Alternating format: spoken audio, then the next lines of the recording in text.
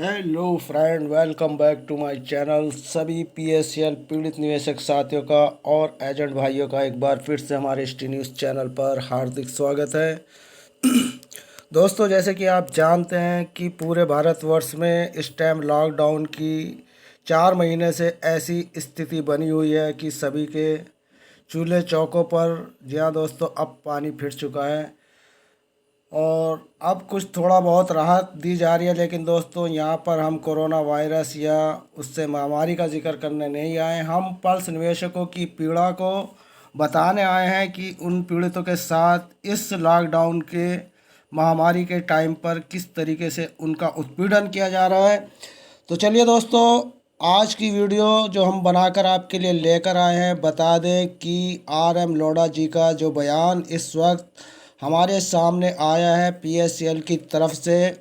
जी हाँ दोस्तों, PSL company का जिम्मेदारी जो RM लोढ़ा जी ने ली थी पैसे लौटाने की, उस जिम्मेदारी को 3 साल से ज़्यादा हो चुके हैं और आपको मालूम है कि 2500 से 7000 से कम निवेशकों तक का ही पेमेंट अब तक किया है। यानी कि 8 लाख निवेशकों का पेमेंट जो किया गया है वो 5 करोड़ 85 लाख निवेशकों में से केवल 8 लाख निवेशकों का किया गया है।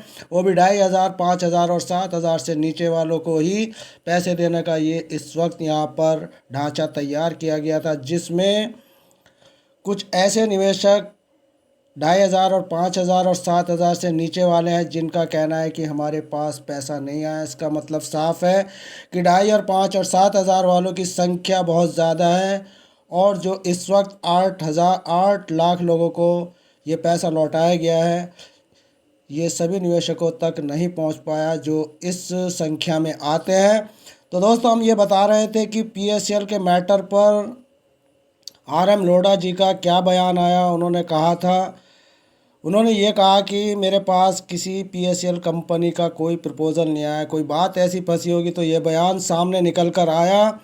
तो दोस्तों, आप भी जानते हैं कि बहुत पहले से आपको अपने चैनल के द्वारा अक्सर हम न्यूज़ देते रहे हैं और आपको बताया कि 2018 में एक न्यूज़ डाली थी जिसमें हमने आपको बताया था कि RM लोढ़ा जी के पास जो प्रपोज़लों का समूह इन्होंने रचाया था, 12 प्रपोज़ल उनके पास आए थे जिनमें हमने कंपनियों के नाम भी बताए थे। गर्ग एंड कंपनी और रोहतास दलाल, ना जाने ऐसी कितनी ऐसी 12 कंपनी थी। उन कंपनियों में एक पीएसएल कंपनी का भी प्रपोज़ल RM लोढ़ा जी के पास गया था। तो दोस्तों, आज हम उसी पर चर्चा करेंगे और आपको बताएंगे कि इनके बयानबाजी से साफ जाहिर होता है कि RM लोढ़ा पैसे देने में सक्षम नहीं है, क्योंकि वह फेल हो चुके, इसलिए इस तरह की बयानबाजी उनकी हमारे सामने आ रही है। तो दोस्तों, आपकी जानकारी के लिए बता दें कि 2018 में 12 प्रपोज़ल RM लोढ़ा जी के पास आए थे और RM लोढ़ा जी ने वो सारे प्रपोज़ल सुप्रीम कोर्ट में पेश किए और ये कहा कि इन पर सभी पर कुछ ना कुछ प्रतिबंध है, इसलिए ये इस कैटेगरी में नहीं आते कि ये पैसा दे सकें।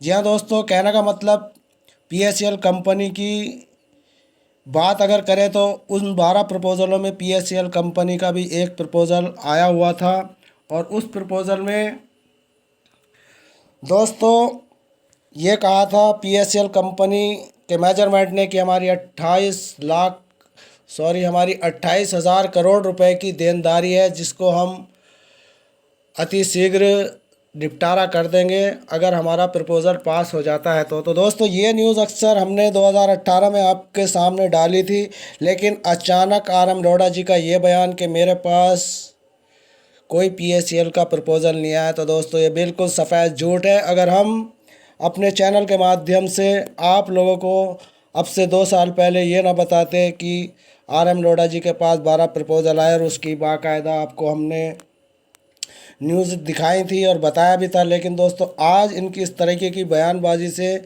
ये साफ जाहिर हो जाता है कि RM लोढ़ा निवेशकों का पैसा देने में सक्षम नहीं है। इसका सीधा सीधा मतलब ये हो जाता है कि सभी का पैसा अब शायद ना मिले, क्योंकि दोस्तों अभी कुछ दिन पहले मैंने आपको एक न्यूज़ और दी थी और उसमें आपसे बताया था कि सोनू निगम को 2018 में पीएसएल इंडिया लिमिटेड की प्रॉपर्टी बेची गई। जैसे कि मैंने आपको उसमें बताया था कि पीएसएल इंडिया लिमिटेड के जो गुर्गे हैं, जी हाँ दोस्तों, तो उन्होंने ये प्रॉपर्टी बेची।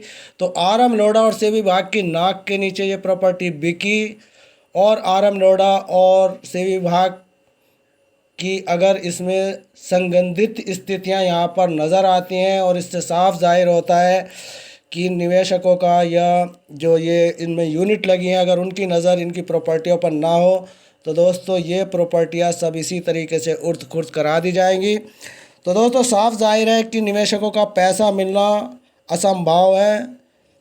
अगर निवेशक अपनी एकजुटता बनाकर रखें, संगठनों के साथ ईमानदारी के साथ संगठन चलें, तो दोस्तों ये पैसा मिल सकता है। अन्यथा इस पैसे पर सरकार की जो इस वक्त नीयत दिख रही है वह कुछ साफ नहीं दिख रही, क्योंकि इसमें साफ जाहिर है कि भारत सरकार की जो ये विभाग हैं इनके साथ कुछ सरकार का दबाव है या क्या है, क्योंकि इसमें साफ जाहिर होता है कि आरएम लोढ़ा जी का ये बयान इस बात को जाहिर करता है कि आरएम लोढ़ा जी जो 49,100 करोड़ रुपए की देनदारी 5,85,00,000 निवेशकों की देनी थी, वो सभी निवेशकों तक पैसा नहीं पहुंचेगा।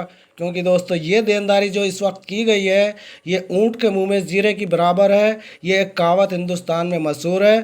तो दोस्तों आप अंदाज़ा लगा सकते हैं कि पीएसएल इंडिया लिमिटेड का ये कुबेर का ख़जाना कहाँ जाकर, जी हाँ दोस्तों, ये कहाँ जाकर हज़म होगा और किस जगह पर इस पैसे को लगाया गया, ये अभी तक हम नहीं जानते। तो दोस्तों सरकार की तरफ से कोई भी ऐसी नोटिफिकेशन इन निवेशकों के लिए लॉकडाउन में नहीं आई कि उनके लिए कोई किसी तरह की सहानुभूति या इस ऐसे कठिन दौर में उनका पैसा बाय उनके अकाउंट में डाला जाता, तो ये पैसा उनके आज जो भुखमरी की कगार पर पीएसएल के एजेंट और निवेशक हैं इस लॉकडाउन में, उनके लिए एक रामबाण बन के साबित होता। लेकिन दोस्तों यहाँ पर कोई राम नहीं है, सब यहाँ पर लंकेशपति रावण है। तो दोस्तों न्यूज़ अगर आपको पसंद आए तो चैनल को सब्सक्राइब करने के साथ साथ हमारे ज्वाइन बटन को भी दबाइए, ताकि आप लोगों के लिए जो हम न्यूज़ लेकर आते हैं उसमें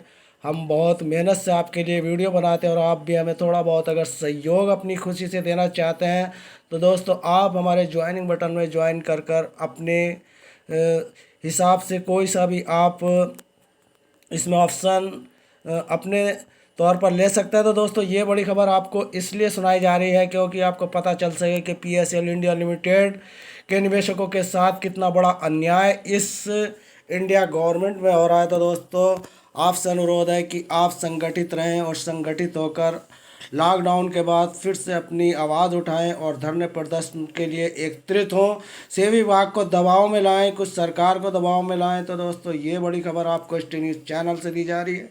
खबर पसंद आए तो चैनल को सब्सक्राइब और लाइक करना ना भूलें और साथ के साथ हमारा ज्वाइन बटन में भी अपना सहभागी बने और हमारी इस वीडियो को आप लाइक और शेयर करें। धन्यवाद। जय हिंद, जय भारत, वंदे मातरम।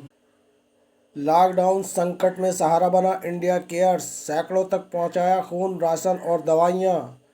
बड़ी अपडेट नवभारत टाइम्स की है। अपडेट 30 अप्रैल 2020 की है। आपसे अनुरोध है कि चैनल पर बने रहें ताकि आपको पता चल सके कि इस वक्त क्या बड़ी अपडेट हमारे सामने है।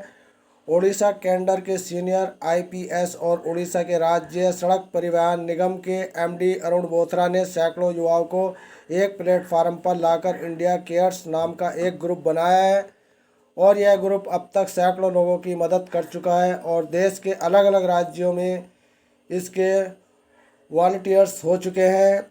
भुवनेश्वर कोरोना वायरस के कहर से पूरे देश की रफ्तार पर ब्रेक लग गया है। देशव्यापी लॉकडाउन में जो जहां था वहीं रुक गया है। इसका सबसे बुरा असर मजदूरों, बुजुर्गों और बीमारों पर पड़ा है। ऐसे हालात में सैकड़ों लोगों ने एक प्लेटफार्म पर आकर मदद का हाथ बढ़ाया है। अब तक 200 से ज़्यादा ज़रूरतमंदों की मदद की जा चुकी है। तो दोस्तों ये बड़ी अपडेट जो हमारे पास आई, नवभारत टाइम्स आई और सहारा इंडिया बना सभी का सहारा। ये इस वक्त जो सहारा पहुंचा रहे हैं, जी हाँ दोस्तों, सहारा ग्रुप जो सहारा पहुंचा रहा है ये एक सराहनीय काम है और हमें भी इस बात का विश्वास हो चला है कि सहारा इंडिया सभी के हितों को सोचता है। लेकिन बड़ी विडम्बना है कि निवेशकों के बारे में अभी तक कुछ नहीं सोचा गया। तो दोस्तों इसके बारे में अगली वीडियो में जिक्र करेंगे। फ़िलहाल तो ये हमारे पास जो अपडेट थी आप तक पहुंचा दिया। अगर अपडेट पसंद आए तो चैनल को सब्सक्राइब और लाइक करना ना भूलें, और जिन्होंने अभी तक हमारे चैनल को सब्सक्राइब कर रखा है उनसे अनुरोध है कि हमारी इस वीडियो को शेयर करें ताकि सभी निवेशकों तक और ज़रूरतमंदों तक ये बात पहुंच सके। तो मिलते हैं फिर किसी नई अपडेट के बाद साथ।